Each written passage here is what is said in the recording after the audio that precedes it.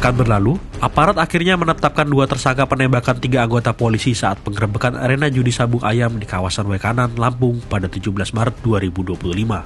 Kedua tersangka tersebut adalah Kopral 2 atau Kopda Basar dan pembantu Letnan 1 atau Peltu Lubis. Mereka resmi ditetapkan sebagai tersangka pada Senin 23 Maret 2025. Kendati demikian, pihak penyidik gabungan baru mengumumkannya kepada pihak media pada Selasa 25 Maret 2025. Wakil sementara Komandan Puspomat atau Dan Puspom Maijen Eka Wijaya Permana menyebutkan jika 2 tersangka ditetapkan untuk 2 kasus berbeda. Peltu Lubis ditetapkan sebagai tersangka untuk kasus judi sabung ayam dan Kopda Basar ditetapkan sebagai tersangka penembakan 3 anggota polisi. Pelaku penembakan adalah Kopda B. Dan yang bersangkutan sudah mengakui menembak 3 korban itu. Untuk Kopda B itu disangkakan pasal 340 dengan Bionto 338. Namun untuk Kopda B karena memiliki senjata pabrikan tetapi bukan organik, saya katakan itu akan kita lakukan undang-undang darurat juga tentang senjata. Kopda Basar diketahui sudah menyerahkan diri pada hari yang sama terjadinya penembakan. Ia mengaku bahwa dirinya lah yang telah menembak ketiga anggota polisi tersebut.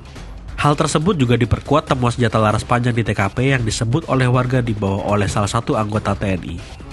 Atas perbuatannya tersebut, Kopda Basar dijerat dengan ancaman hukuman kurungan paling lama seumur hidup. Sedangkan Peltu Lubis dijerat KUHP pasal 303 dengan ancaman hukum penjara maksimal 10 tahun. Tak hanya oknum TNI, anggota Brimob Polda Sumsel yakni Aibtu Kapri dan juga satu warga sipil bernama Zulkarnain pun juga ditetapkan sebagai tersangka judi sabung ayam. Diketahui, Aibtu Kapri sudah kenal sejak lama dengan pelaku. Ia juga diduga kuat berperan sebagai pemain judi sabung ayam di kawasan tersebut. K atau Kapri, dia adalah anggota Polri Polda Sumatera Selatan.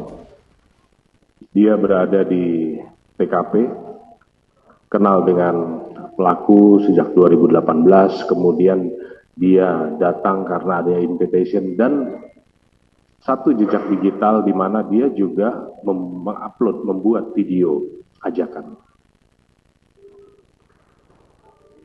Dia juga suka bermain sabung ayam dan lain sebagainya, sehingga kepadanya kita tetapkan sebagai tersangka dan ini sudah ditahan.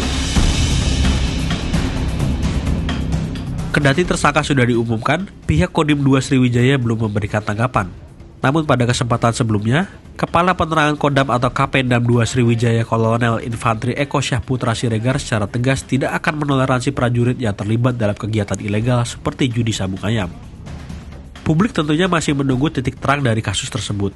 Pakar Hukum Universitas Sudirman Purwokerto Hipnu Nugroho pada 21 Maret 2025 menegaskan perlunya koneksitas dan transparansi atas penyelidikan kasus ini.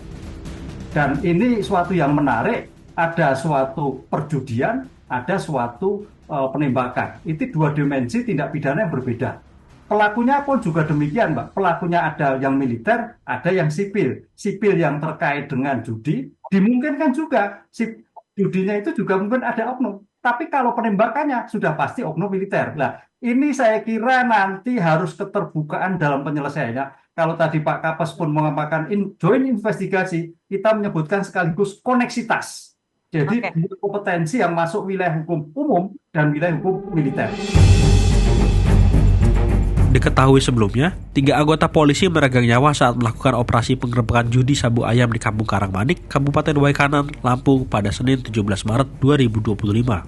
3 anggota polisi yang gugur ialah Kapolsek Negara Batin Inspektur 1 Lucianto, anggota Polsek Negara Batin Brigadir Kepala Petrus, dan anggota TKP 308 Satuan Reserse Kriminal Polres Waikanan Brigadir 2 Galip.